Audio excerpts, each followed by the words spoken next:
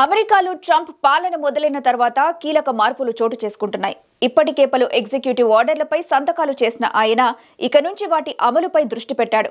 వలసదారులను కట్టడి చేసేందుకు ట్రంప్ చేపడుతున్న చర్యలు ఇప్పుడు మన దేశ స్టూడెంట్స్ ని కలవరపెడుతున్నాయి. మరీ ముఖ్యంగా F1 వీసా ఉన్నవాళ్లు ట్రంప్ నిర్ణయాలతో బెంబెలెత్తిపోతున్నారట.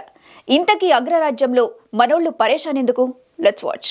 అక్రమ వలసదారులపై అమెరికా అధ్యక్షుడు డొనాల్డ్ ట్రంప్ యాక్షన్ షురూ చేశాడు. ఇప్పటికీ 500 మందికి పైగా వలసదారులను అరెస్ట్ చేసినట్టు తెలుస్తుంది. దీంతో అక్కడున్న మనోళ్లను తిరిగి రప్పించేందుకు కేంద్ర ప్రభుత్వం చర్యలు చేపడుతోంది. మరోవైపు ట్రంప్ తీసుకున్న ఎగ్జిక్యూటివ్ నిర్ణయాలు అక్కడున్న మన విద్యార్థులను కూడా కలవరపెడుతున్నాయి. ఎందుకంటే F1 వీసా హోల్డర్లను కూడా వలసదారుల కిందే పరిగణించడంతో పాటు వాటి విషయంలో సరికొత్త విధానాలను కూడా అమల్లోకి తీసుకురానుందట అక్కడి ప్రభుత్వం. F1 వీసా కలిగిన వారిలో ఎక్కువ మంది స్టూడెంట్సే ఉంటారు. 2023లో అమెరికా దాదాపు 3 లక్షలకు పైగా F1 వీసాలను జారీ చేసినట్టు సమాచారం.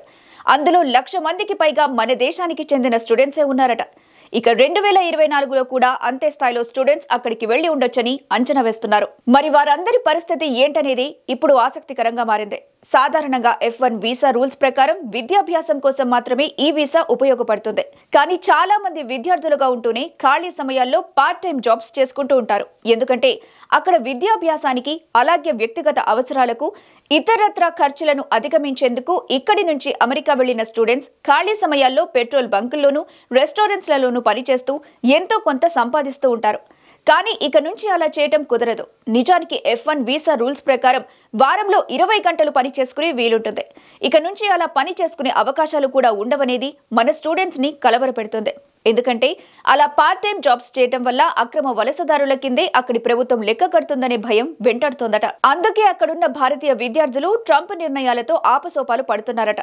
కొందరేమో కుటుంబ సభ్యుల నుంచి డబ్బు తెప్పించుకునే పరిస్థితి, మరికొందరేమో స్నేహితులు బంధువుల వద్ద అప్పు చేయాల్సిన దుస్థితి. ఇవేవీ కాదనుకునే విద్యార్థులు తాళలేక తట్టాబుట్టా సర్దుకొని స్వదేశానికి తిరిగి రావాల్సిన పరిస్థితులు ఏర్పడ్డాయి. ఇలా ట్రంప్ తాజా నిర్ణయాలతో అక్కడున్న మన విద్యార్థులు దిక్కుతోచని స్థితిలో ఉండిపోయారట. అసలే అమెరికా, అందులోనూ అగ్రరాజ్యం. దాంతో నిన్న మొన్నటి వరకు చెలో అమెరికా అన్న స్టూడెంట్స్ ఇప్పుడు అమ్మో అమెరికానా అనే పరిస్థితులు ఏర్పడ్డాయి. స్టూడెంట్స్ పరిస్థితే ఇలా ఉంటే F2 వీసా హోల్డర్లు అలాగే H1B వీసా హోల్డర్ల పరిస్థితి అంతకు మించి అనేలా అగమ్యగోచరంగా మారింది. మొత్తానికి ట్రంప్ నిర్ణయాలతో అక్కడున్న మన వాళ్లు ఆపసోపాలు పడుతున్నారు. మరి ఈ పరిస్థితి ఎప్పుడు కుదుట పడుతుందో చూడాలి.